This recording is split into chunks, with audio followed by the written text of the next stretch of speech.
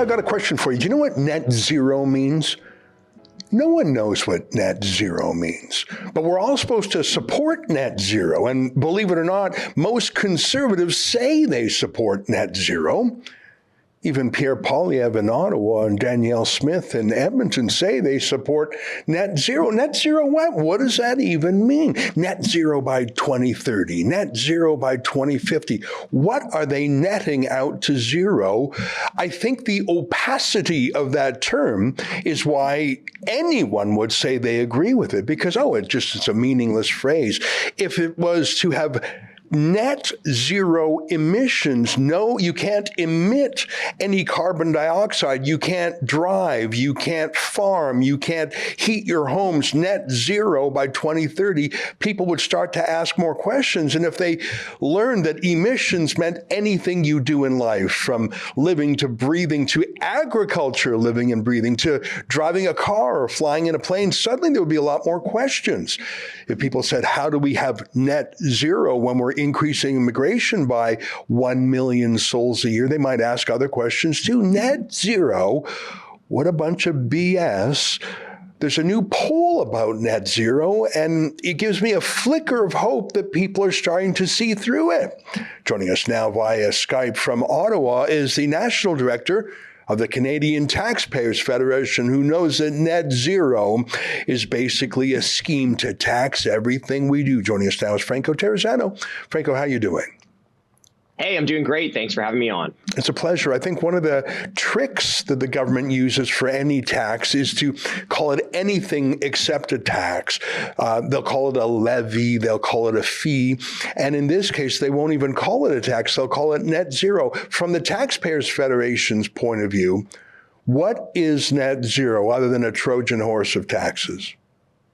Well, I mean, their number one policy that they try to sell on this is a carbon tax, right? And not only are Canadians paying one carbon tax, we're now paying two carbon taxes, which Mr. Trudeau imposed on Canada Day. Happy Canada Day, folks. But look, a glimmer of hope, as you alluded to, is a new poll released, done by Leger, released by Post Media, that shows the majority of Canadians either want the carbon tax cut or completely killed.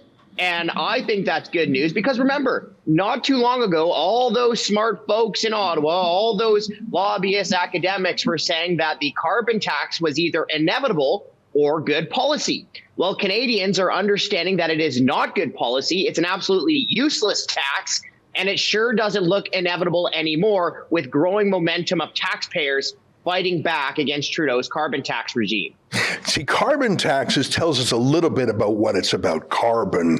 It doesn't sound that scary, although it's being demonized. Carbon is the stuff of life. We're made up of carbon. Carbohydrates, carbon dioxide, hydrocarbons. It's everywhere. It's element number 6 on the periodic table. It's literally in the food we eat. So when people hear carbon tax, I think they know something's up. And if you were to interview someone pumping gas and ask them how they feel about a carbon tax, I think they would be able to put it together with the high price they're paying at a pump. But net zero is a little different. And tell me, did this Leger poll talk about net zero by name, or just one of the tools to get to net zero, namely the carbon tax? Did they test net zero with the Canadian public?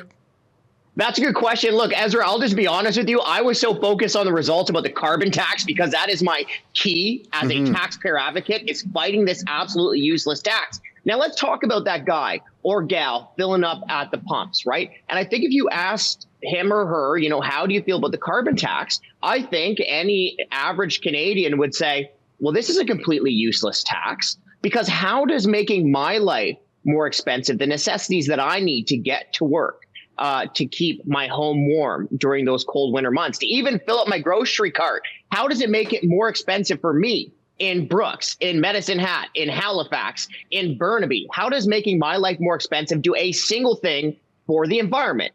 And of course, the answer is it doesn't. The carbon tax does not cut emissions. It cuts families' budget. The carbon tax is not about the environment. No. To your point, it is about a form of control, right? Do what we say or pay. Franco, I'm so glad you are a watchdog on the carbon tax file, because that's where the rubber hits the road. It doesn't say net zero on the gas pump. It says tax on the pump. But I've called up on my phone the poll by Leger, and it does actually ask Canadians a little bit about net zero, which is interesting. Let's go through it together. And I didn't mean to surprise you with it, but it's actually a glimmer of hope. I've got it here, and I want to show you the questions that Leger asked, and you give me your reaction to it, Franco. So here's some of the highlights, and I'm taking this directly from Leger's website. And by the way, I mean, everyone's heard of Leger and Leger. They are the largest Canadian-owned pollster, and in my experience, they play it straight down the middle. They're not, like some pollsters have a liberal tendency, like Ecos.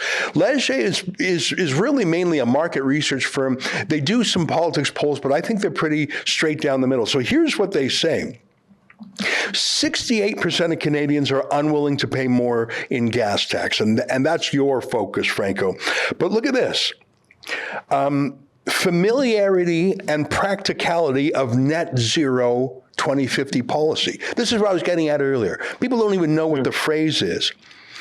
Half are aware of the Canadian government's net zero policy. I don't believe that. I don't believe it's that high. I think people are just saying that so they don't feel dumb on the call. However, here's the key, Franco, and I'm reading directly from the Leger website here. Only 15% feel it's realistic for Canada to be a net zero emitter in 27 years, in the year 2050. So there's some crazy people out there saying net zero 2030, which would be cutting a staggering amount of industry down. Only 15% say we'll get there in 2050.